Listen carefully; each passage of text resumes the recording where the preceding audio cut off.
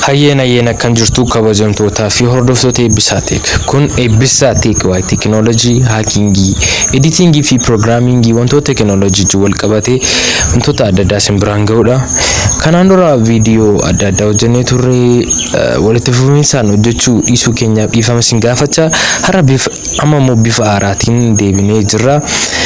Har'as kan qabannee dhiyaannee wantoota teelegiraamii wajjin wal qabatee kan jirudha. Haala kamiin akkaawuntii teelegiraamii keessan haakeriirraa of eeggachuu akka dandeenyudha. Innis akkuma beekamu yeroo ammaa kana akkaawuntii teelegiraamii namoota baay'ee jala haak ta'uudhaan namoonni baay'een chaanaalii fi guruupii qaban irraa fudhatamuun akkasumas akkaawuntiin isaanii yakkee hojjetamuun dhaabbanni teelegiraamii beeksisuun isaanii ni yaadatama.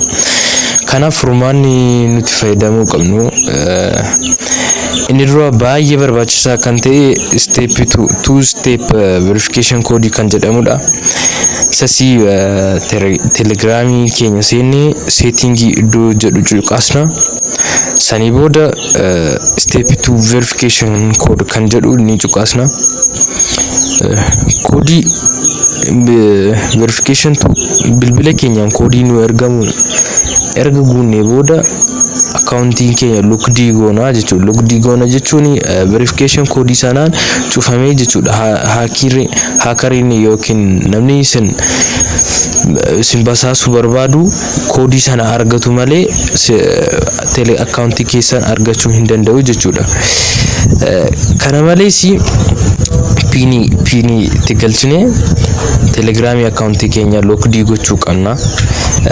Step 2 yookiin 2 step verification koodiin kun baay'ee barbaachisaa kan ta'ee fi akka furmaataatti kan nuyi fudhannee itti fayyadamuu qabnu jechuudha. Kanaaf namoonni baay'een yeroo ammaa kana teelegiraamiin isaanii haakii ta'ee guruupii adda addaa irratti akka barbaadan footoo isaanii footoo adda addaa pornoo kan fakkaatu wantoota adda addaa jala akkaawuntii isaaniitiin gadhiifamaa jira.